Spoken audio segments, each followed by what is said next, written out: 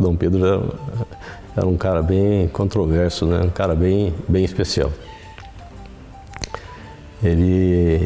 Quando ele proclamou a independência, ele tinha 23 anos, né? Assim, era muito jovem. Mas ele era português, ele veio para o Brasil com a família imperial quando Dom João saiu lá de Portugal, por causa daquelas invasões napoleônicas, né? E ele veio para cá com 9 anos.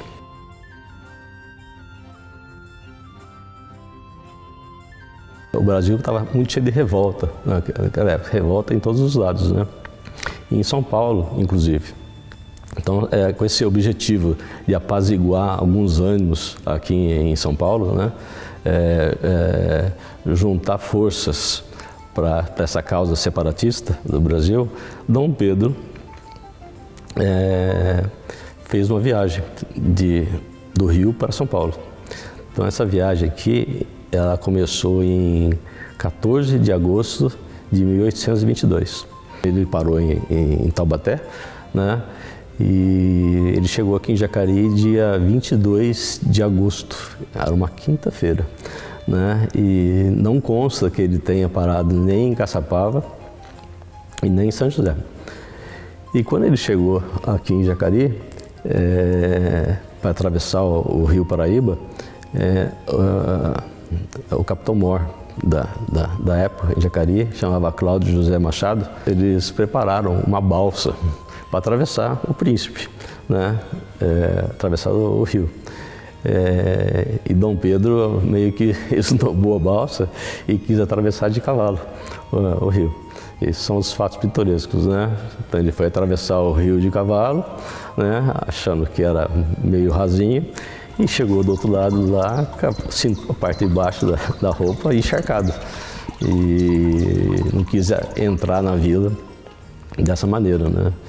E ali mesmo ele viu alguém que tinha mais ou menos o tamanho dele ali, as medidas dele, e acabou trocando de calça com um rapaz da comitiva lá que tinha vindo de Pinda, ele chamava Adriano. Daí Dom Pedro se juntou à comitiva, entrou Jacareí, né? Conta-se que entrou entre duas alas, né?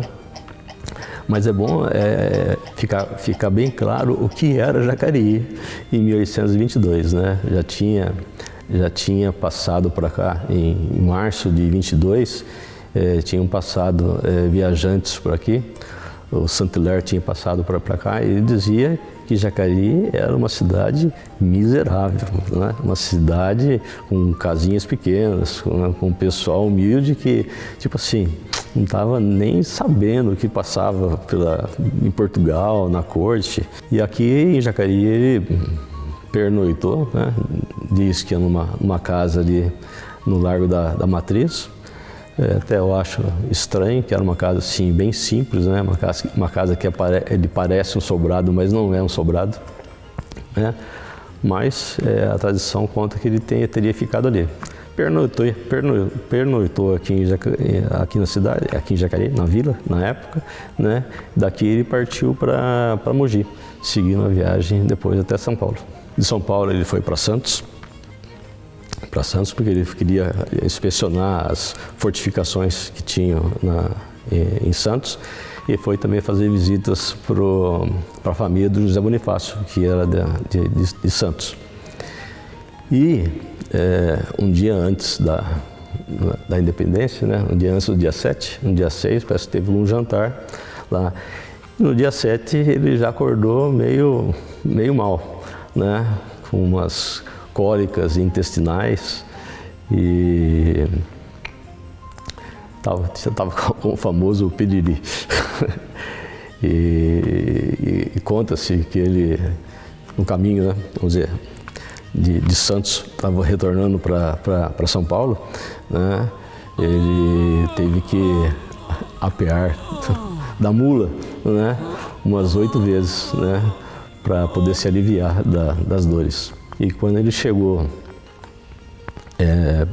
perto do riacho Ipiranga, ele encontrou com as tropas dele, né, com os amigos dele, e ele acabou recebendo uns mensageiros que vinham da corte.